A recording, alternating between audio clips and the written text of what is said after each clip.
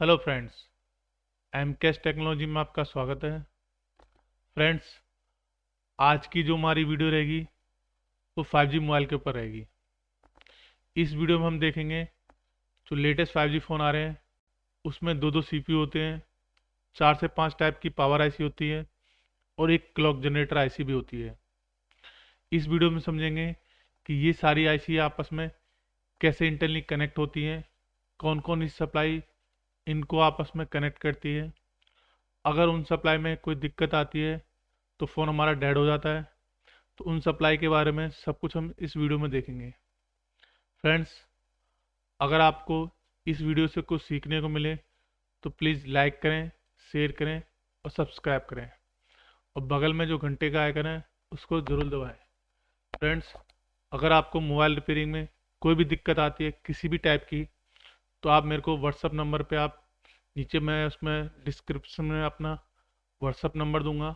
आप उसमें मैसेज करके मेरे को किसी भी टाइम आप मेरे से पूछ सकते हो। मेरे पे जितना भी हो सकेगा मैं आपको हेल्प करने की कोशिश पूरी करूँगा। तो ज़्यादा टाइम वेस्ट करते हुए नहीं, बात वापस अपने टॉपिक पे आते हैं। तो इसके लिए मैंने एक 5G फ़ोन लिया है, MT-T Pro। एक 5G फ़ोन है। इसमें जब आप देखोगे, एक ये सीपीयू है आपका, एक ये सीपीयू है, दो सीपीयू तो आपके इस फ़ोन में होते हैं। ये सीपीयू क्या वर्क करता है, ये सीपीयू क्या वर्क करता है, इसके बारे में समझेंगे। एक पावर आईसी आपकी ये है, एक पावर आईसी ये है, और एक पावर आईसी ये है, और एक पावर आईसी है। इस फ़ोन के अंदर 4 पावर आईसी लगी हुई हैं, प्लस एक क्लॉक जनरेटर आईसी लगी हुई है। क्लॉक जनरेटर आईसी लगी हुई है। ठीक है फ्रेंड्स, तो हम इन्हीं आईसी को समझेंगे। तो फ्रेंड्स, लेटेस्ट फ़ोन जितने भी आपको हैवी फ़ोन मिलेंगे उसमें क्या होता है कि दो दो सीपीयू लगे होते हैं, और तीन तीन चार चार पावर आईसी लगी होती है, और एक क्लॉक जनरेटर आईसी भी लगी होती है। ये सब आपस में कैसे इंटरनली कनेक्ट होते हैं, इन सब के बारे में हम समझेंगे। फ्रेंड्स, इस वीडियो में हम जो मेन सप्लाई है उनके बारे में समझेंगे, क्योंकि बक और एलडीओ आप ऑलरेडी कई वीडियो मेरे देख चुके हो कि बक और एलडीओ कैसे वर्क करते हैं। और इसके 5G सेक्शन के बक एलडीओ के ऊपर भी मैं नेक्स्ट वीडियो लेके आऊँगा कि 5G फ़ोन के अंदर अगर चार चार पावर आईसी या तीन तीन पावर आईसी लगी हुई हैं तो उसका बक सेक्शन और एलडीओ सेक्शन कैसे वर्क करता है। दो पावर आईसी के ऊपर मेरा ऑलरेडी वीडियो है। तो फ्रेंड्स, तो इसमें हम जब देखेंगे कि हमारे ये जितने भी फ़ोन आ रहे हैं आजकल के, उसमें दो सीपीयू होते हैं। पहला सीपीयू हमारा होता है, इसको कहते हैं हम बेसबैंड सीपीयू। पुराने फ़ोन में बेसबैंड सीपीयू हमारा किसके अंदर होता था? मेन सीपीयू के अंदर। इसको कहते हैं एप्लीकेशन प्रोसेसर, मतलब एपी सीपीयू, और इसको बीबी सीपीयू। फ्रेंड्स, इसका काम होता है आपके पूरे नेटवर्क सेक्शन को वर्क कराना। जितने भी आपके 5G 3G 2G 4G जितने भी नेटवर्क सेक्शन है उन सबका कंट्रोल करने का काम आपका ये वाला सीपीयू करता है। ये जो सीपीयू है ये आपका मेन सीपीयू होता है। ये आपके पूरे फ़ोन को कंट्रोल करने का काम करता है। इस सीपीयू को पावर के देखो, अब जो नेटवर्क सेक्शन का जो हमारा होता है उसको पावर के लिए एक पावर आईसी लगाई जाती है फ़ोन के अंदर। ये PMX55 जो पावर आईसी है ये सिर्फ स्पेशल आपके नेटवर्क सेक्शन के लिए है। ठीक है फ्रेंड्स, अब बाकी जो पावर आईसी हैं वो किसके लिए वर्क करती हैं, इंटरनली इनमें सप्लाई आपस में कैसे कनेक्ट होती है वो भी हम देखेंगे। पहले इस चीज़ को समझ लेते हैं। अगर ये सीपीयू खराब होता है तो फ़ोन डेड भी हो सकता है, प्लस नेटवर्क सेक्शन वर्क नहीं करेगा। अगर ये सी पहले फ़ोन में क्या होता था, जो आपका बीबी सीपीयू मतलब बेसबैंड सीपीयू आपके मेन सीपीयू के अंदर कनेक्ट होता था। लेकिन अभी जो लेटेस्ट 5G फ़ोन आ रहे हैं उसमें क्या है, बेसबैंड सीपीयू को अलग कर दिया और उसके लिए पावर सेक्शन को भी अलग कर दिया है। मेन सीपीयू आपका अलग है और बेसबैंड सीपीयू आपका अलग है। तो इसको कैसे कनेक्ट करते हैं आपस में, कौन कौन सी सप्लाई रिक्वायरमेंट होती है, वो सब हम देखते हैं। तो स्टार्ट करते हैं फ्रेंड्स। हमारे फ़ोन के अंदर क्या होता है, सबसे पहले वी बस बनता है। वी बस आपको पता है, जब हम फ़ोन को चार्जिंग से कनेक्ट करते हैं तो 5 वोल्टेज की सप्लाई इनपुट होती है हमारे फ़ोन के अंदर। डिपेंड करता है, 5 वोल्ट की भी हो सकती है और 8 से 12 वोल्ट की भी हो सकती है। डिपेंड करता है आपके फ़ोन के ऊपर, आपने कौन सा फ़ोन वो चार्जर लगा रखा है। फ्रेंड्स, अगर आपको नेक्स्ट वीडियो चार्जिंग सेक्शन के ऊपर चाहिए कि 5 वोल्टेज और 12 वोल्टेज में क्या डिफरेंस है, सिंगल बैटरी और डबल बैटरी में क्या डिफरेंस है, तो आप मेरे को नीचे कमेंट कर सकते हो। मैं हो सकता है नेक्स्ट वीडियो उसी के ऊपर लेके आऊँ कि हमारे फ़ोन के अंदर 3 से 4 टाइप का चार्जिंग सेक्शन होता है, जिसको हम कहते हैं प्राइमरी चार्जिंग सेक्शन, सेकेंडरी और थर्ड चार्जिंग सेक्शन। अगर इसको देसी भाषा में कहा जाए तो नॉर्मल चार्जिंग, फास्ट चार्जिंग और टर्बो चार्जिंग। तो ये कैसे वर्क करता है, ये सब हम नेक्स्ट वीडियो में देखेंगे। फिलहाल इसको समझ लेते हैं। तो वीबस की सप्लाई हमारी सबसे पहले PM 8150B में इंटर होती है जब हम फ़ोन के अंदर चार्जर कनेक्ट करते हैं। जब आपकी यहाँ पे वीबस इनपुट होगी आपकी PM8150, मतलब पावर आईसी है, जरा देख लेते हैं पावर आईसी है कहाँ पर। तो आप देखोगे ये रही PM8150B। तो इसको जब देखोगे यहाँ पे, यहाँ हमारी पावर आईसी है, ये वाली पावर आईसी, सॉरी ये नहीं है, कहाँ पर, एक बार दोबारा देख लेते हैं। CPU के नीचे है, तो CPU हमारा इधर है।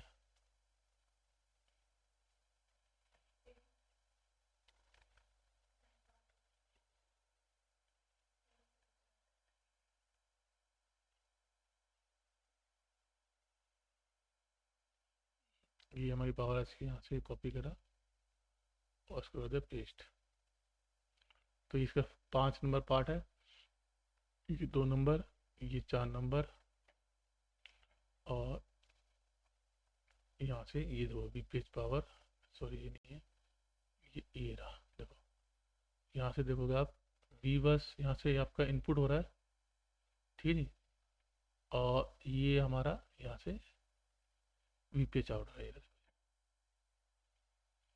यहाँ से वी बस इनपुट हुआ यहाँ से, अब ये BQ से इनपुट हो रहा है, किस लिए हो रहा है ये बात कीजिए। ये चार्जिंग सेक्शन की चीज़ है कि यहाँ पे BQ 25970 क्यों लिखा हुआ है, वी बस क्यों लिखा हुआ है।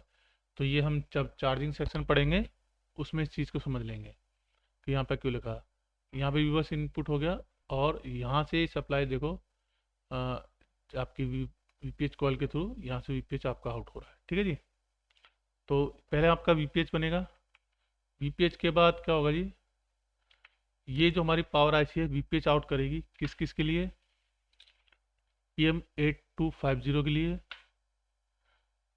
PM8150L के लिए और PMX55 के लिए VPH में। इन 1 2 3 इन तीनों जो पावर आईसी है, मेन पावर आईसी है हमारी, इनके लिए VPH आउट करेगी। तो देख लेते हैं इनके लिए VPH आ रही है हमारी, नहीं आ रही।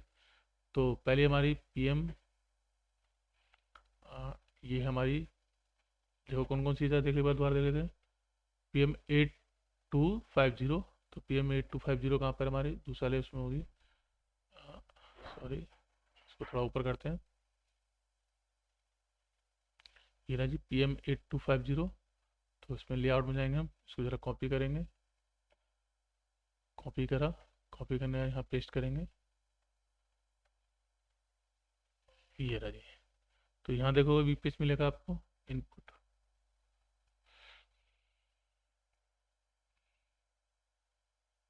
ये रहा जी VPH आ रहा है। तो VPH इनपुट होगा तब जाके यहाँ पे आपकी ये बक, जो आपकी बक सेक्शन ऑन होगा हमारी, क्योंकि ये हमारी मेन पावर आईसी है, प्राइमरी जिसको हम कहते हैं प्राइमरी पावर आईसी है, जो आपके बक सेक्शन बनाएगी, ठीक है जी। और दूसरी थी हमारी कौन सी आईसी थी जिसके लिए आउट हो रहा था, तो यहाँ पे दूसरी थी PM8150L। तो इसको भी देख लेते हैं जी।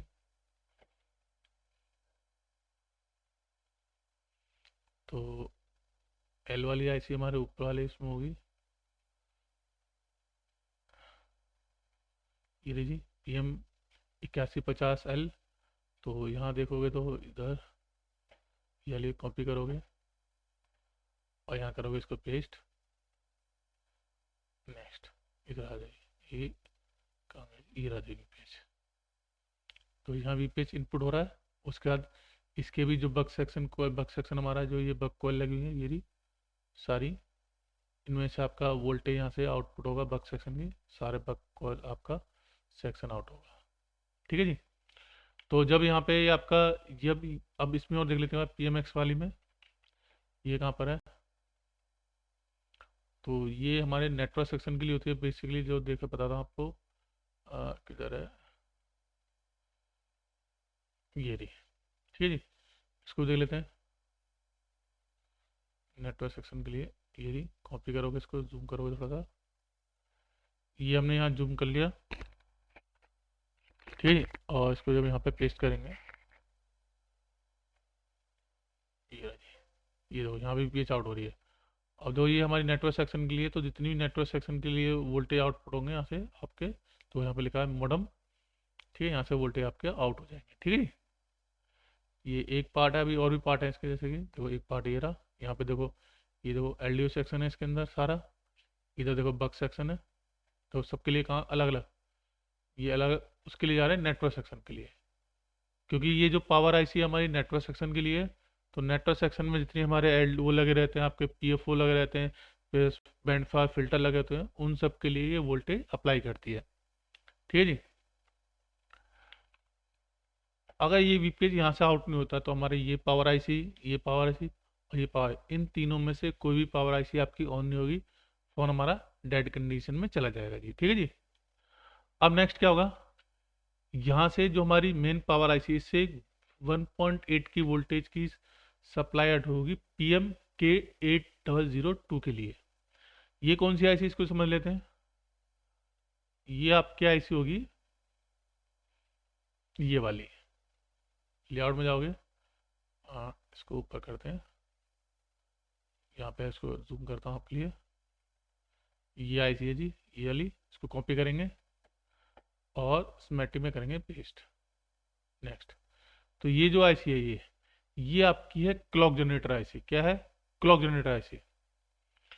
जब इस ये जो वोल्टेज के आ रहे हैं, देखो यहाँ पे आ रहे हैं वोल्टेज कहाँ गए, VIO 1.8 की सप्लाई इसमें आ रही है, जो हमने यहाँ पे बनाई है, ये देखो जी, ये 1.8 की सप्लाई इसमें आ रही है।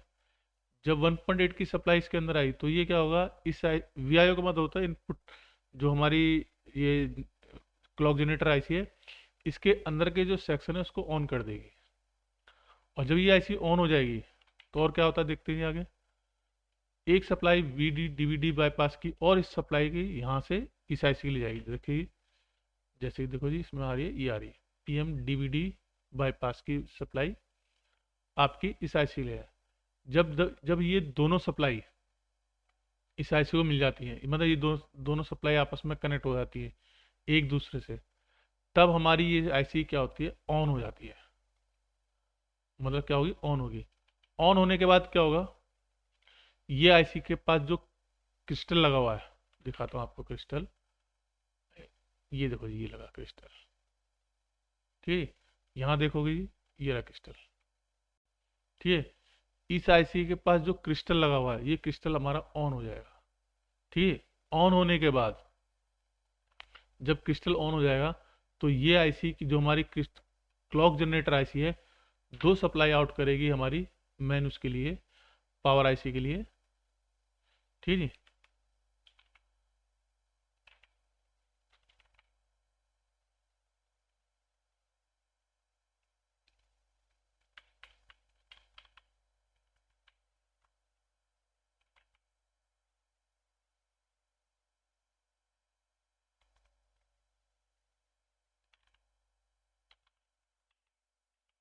और ये थोड़ा बीच में से वो गड़बड़ हो गया था थोड़ा स्ट्रक्चर।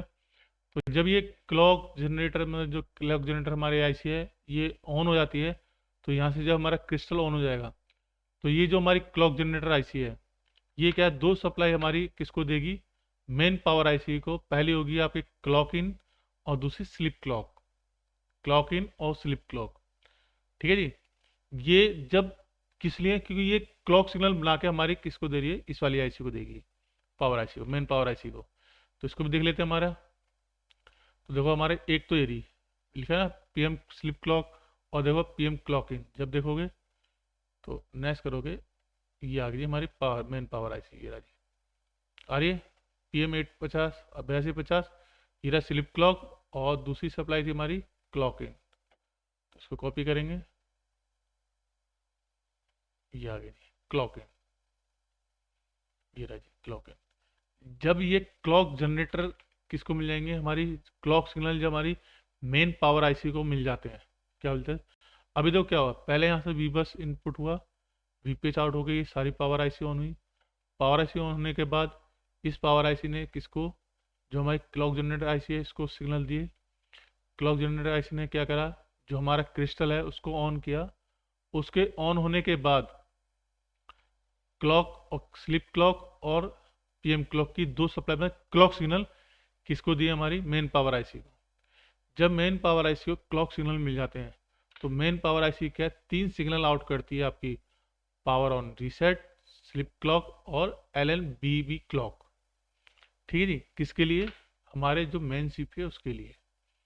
ठीक है, समझ में, मतलब पहले ये जो हमारी क्लॉक जनरेटर आईसी है, ये हमारे किसको देगी, पावर आईसी को क्लॉक सिग्नल बना के देगी। उन्हीं क्लॉक सिग्नल को हमारे किसको मिलेंगे, सीपीयू को। ठीक है जी, अगर ये वोल्टेज 1.8 के वोल्टेज इसको नहीं मिले, या ये सप्लाई आपस में अटैच नहीं हुई, तो हमारी ये आईसी ऑन नहीं होगी, और ये आईसी ऑन नहीं हुई तो हमारा फ़ोन ऑन नहीं होगा।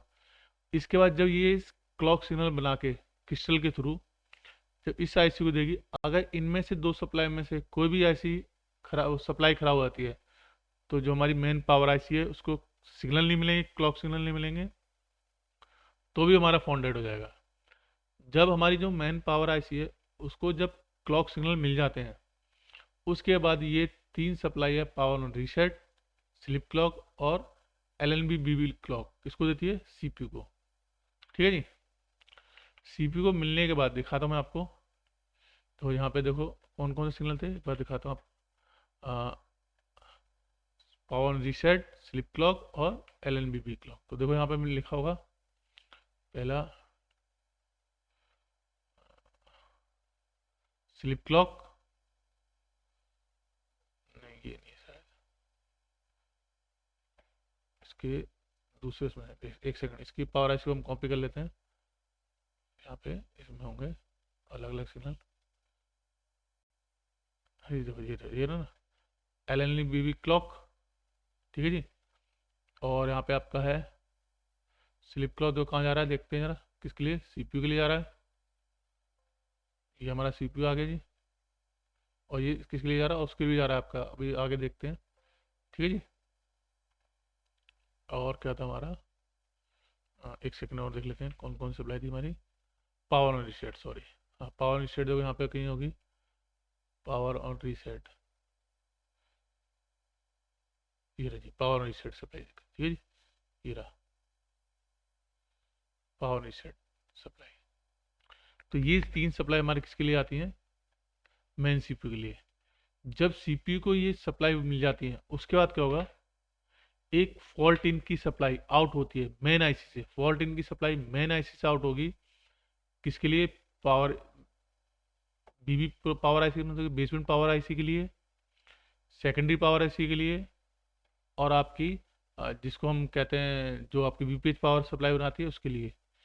ये सप्लाई चेक करती है कि हमारी जितनी भी पावर आईसी है वो ऑन होने के लिए प्रॉपर तैयार है नहीं है, मतलब आगे ऑन होने के लिए, आगे वर्किंग के लिए तैयार है नहीं है। अगर ये सप्लाई खराब हो जाती है, वोल्ट इन, यहाँ पे आपको 1.2 से लेके 1.8 के आसपास वोल्टेज मिलेंगे।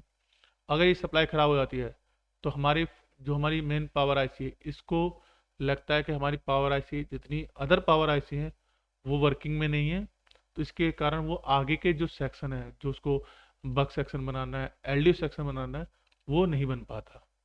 तो देख लेते हैं इस सप्लाई को भी। तो देखो यहाँ पे लिखा हुआ कहीं ना कहीं फॉल्ट इन, देखो जी फॉल्ट इन लिखा हुआ कितनी जगह जा रहा है, 1 2 3 4, देख लेते हैं। एक देखो जी ये रहा पावर 8150L, एक ये रहा जी 8150B, और ये रहा जी PMX55, और ये हमारा है मेन पावर आईसी। ठीक है जी, मतलब ये सप्लाई तीनों पावर आईसी जो हमारे फ़ोन के अंदर होती है उन सबको चेक करती है कि ये हमारी जो पावर आईसी है रेडी है या नहीं, मतलब एक तरीके से मान के चलो सिग्नल है एक तरीके का, भाई हम आगे रेडी होते हैं, तैयार होते हैं, जितनी भी आगे सेक्शन है बग या एलडीओ उनको बनाना स्टार्ट करते हैं। ठीक है जी। अगर ये सप्लाई, इससे हमें ये भी मालूम पड़ जाता है अगर यहाँ 1.8 वोल्टेज नहीं आता तो मतलब कोई ना कोई पावर आईसी फॉल्टी है। ठीक है। तो यहाँ से एक तरीके से चेक कर सकते हो कि हमारी पावर आईसी यहाँ वर्क कर रही है नहीं कर रही। जब ये सिग्नल आउट हो जाता है उसके बाद क्या होता है, हमारी जो सेकेंडरी पावर आईसी है ये बीओबी मतलब बक एंड बूस्ट की सप्लाई को ऑन करती है। बक एंड बूस्ट देखोगे आप किसमें, ये देखो यहाँ पे मिलेगी आपको बक एंड बूस्ट की सप्लाई। इसको मैं कॉपी कर लेता हूँ जरा, कौन सा था आईसी नंबर देख लेते एक बार, PM6150L। तो 6150L तो यही है हमारी। तो देखते हैं आगे, देखो जी ये नहीं है, सॉरी, इधर आ जाओ जी, ये नहीं है, ये रही, नहीं ये सॉरी ये भी नहीं है, छोटा करके ये रही, देखो जी यहाँ से भी पेज पावर इसको मिला। इस आईसी ने क्या करा, यहाँ से बीओबी की सप्लाई का बूस्ट में बीओबी सिग्नल वोल्टेज आउट करके वापस रिटर्न लिए। अब यहाँ से क्या होगा, बीओबी वोल्टेज आपके आउट होंगे पूरे फ़ोन के लिए। ठीक है जी। अब ये भी जब यहाँ से आपके BOB voltage bug section, BOB का जो बग सेक्शन है जब वो ऑन हो जाएगा तो इस आईसी से एक सप्लाई आउट होगी किसके लिए, बीओबी के नाम से। हमारी जो पावर आईसी इसके लिए भी होगी, मेन पावर आईसी के लिए भी होगी, और भी कई जगह जाती है, सिर्फ इसलिए नहीं है कि जो हमारी वीवर्स वाली जो चार्जिंग, एक तरीके से इसको चार्जिंग आईसी कहेंगे हम लोग, कि चार्जिंग आईसी के लिए भी जाती है, मेन पावर आईसी है उसके लिए भी जाती है, अपने लिए भी जाती है। ठीक है जी। तो ये एक तरीके से वीपीएच, जैसे हमारी वीपीएच पावर होती है ना, तो सभी आईसी से कनेक्ट होती है पावर आईसी से, ऐसे ये बीओबी सप्लाई है जो इन आईसी से कनेक्ट होती है। प्लस ये और भी सेक्शन में जाती है, जैसे कैमरा सेंसर में भी जाती है सप्लाई, और एक दो सेक्शन में और जाती है सेंसर वगैरह में, वहाँ भी आपकी बीओबी की सप्लाई जाती है। तो ये सप्लाई किस लिए आती है, अगर ये पावर आईसी वाली पावर आईसी में आ रही है तो इसके कुछ बग सेक्शन या एलडीओ सेक्शन में ये ऑन होंगे, दिखाता हूँ मैं आपको। तो इसको कर लेते कॉपी बीओबी, नेक्स्ट। तो देखो जी हमारी कौन सी पावर आईसी है, 6150L। तो देखो यहाँ से बन रहा है, तब ये आपकी फ्लैश के लिए भी है, देखो यहाँ लिखा हुआ फ्लैश, और देखो वीडीडी, और देखते कहीं भी जा रही है, यहाँ पे देखो ये बीओबी है। ठीक है जी। और देखते हैं, देखो ये बीओबी इसके लिए कौन सी है, 6150L के अंदर आएगी। तो ये सारे एलडीओ बनेंगे, दिख रहा है आपको, L5 L6 L7 11 L9 L10। ठीक है जी, ये सारे एलडीओ बनेंगे जी आपके। ठीक है जी। और देखो जी उस वाली भी जा रही है अभी तो हमारी, ये तो एल वाली है, बी, देखो बी वाली, सॉरी ये बी वाली है। अगर ये नहीं चाहता तो देखो हमारा ये एलईडी जो होता है वो नहीं चलेगा। ठीक है जी। आगे देखते हैं जी, यहाँ पे देखो ये रहा आपका, और देखो और कहाँ आता है, ये देखो माइक के लिए जो आपके, आपका क्या कहते हैं उससे, ऑडियो सेक्शन के लिए भी सप्लाई आती है, तो ऑडियो सेक्शन ही वर्क करेगा। सेंसर है देखो, मतलब बहुत मोस्टली बहुत जगह जाती है। जैसे हमारा पुराने फ़ोनों में 4G फ़ोनों में वीपीएस वर्क करता था ना, अलग अलग जगह जाता था, उसी तरीके जैसे पुराने फ़ोन थे हमारे इसमें 4G था, तो वो क्या करता, पावर आईसी का बग सेक्शन को भी ऑन करता था, प्लस अलग अलग जितने भी रिक्वायरमेंट आईसी के होते हैं वहाँ भी जाता था। लेकिन लेटेस्ट फ़ोन में क्या हो रहा है, कुछ जगह पे हमारा वीपीएस जाता है, कुछ जगह पे हमारा बीओबी जाता है, एक तरीके से वोल्टेज को डिवाइड कर दिया गया है ताकि वो अलग अलग काम कर सकें। ठीक है जी। तो ये सप्लाई भी अगर हमारे फ़ोन में ख़राब हो जाती है तो मोस्टली मैं देखता हूँ कि ज़्यादातर हमारे जितनी पावर आईसी होती है उनके बग सेक्शन नहीं बनते। ठीक है जी। तो आपको ये सप्लाई भी चेक करनी होती है। आगे बढ़ते हैं। इसके बाद हमारी जो क्लॉक आईसी है वो एक क्लॉक सिग्नल और आउट करती है किसके लिए, जो हमारा HDX सीपीयू है, जो हमारा बीबी सीपीयू है, बीबी इसको दिखाता हूँ आपको, हाँ ये वाला सीपीयू, ये वाले सीपीयू के लिए दिखाता हूँ आपको। ये है, कॉपी करो उसको, नेक्स्ट इधर आ जाए, इसमें इधर ये रहा, देखो यार ये फ्लिप क्लॉक किस नाम से, देखो क्या लिखा, PMI क्लॉक, PMI क्लॉक होगी, देखो यहाँ पे आएगी क्या, ये आ रही जी, दिख रहा है आपको ये सप्लाई, देखो कहाँ से आ रही है, यहाँ देखो, एक तो ये तो आपका CPU हो गया, बेसबैंड CPU हो गया, और देखो कहाँ से आ रही है, क्लॉक जनरेटर IC से, ठीक है जी। मतलब इस IC का मेन काम होता है, इस वाली IC का सभी को क्लॉक सिग्नल बना के दे, पहले इसने इस वाली पावर IC के लिए दिया, फिर इसने इसके CPU के लिए क्लॉक सिग्नल दिया, ठीक है जी। अगर ये सिग्नल भी नहीं मिले तो हमारा फ़ोन में डेड भी हो सकता है, प्लस आपके फ़ोन के अंदर नेटवर्क सेक्शन पूरा डेड हो जाएगा, ऑन ही नहीं होगा, ये प्रॉब्लम इससे है, ठीक है जी। तो इतना आपको आई थिंक समझ में आ गया होगा, आगे बढ़ते हैं। अब इसके बाद क्या है, जो हमारी पावर IC है उससे, जैसे कि हमारी ये वाली पावर IC थी, इसने पावर रीसेट, स्लिप क्लॉक और BB क्लॉक हमारे मेन CPU को दिया था, उसके बाद क्या करेगी, जो बेसबैंड पावर IC है वो भी क्या करेगा, स्लिप क्लॉक और रीसेट इन, जैसे यहाँ पे लिखा ना रीसेट, ऐसे इसको प्रोवाइड कराएगा, किसको, हमारी जो बेसबैंड CPU है उसको देगा। अगर ये दो सप्लाई भी मिली तो हमारा ये CPU ऑन नहीं होगा, तो हमारा फ़ोन डेड हो सकता है, तो आपको ये भी चेक करना पड़ेगा।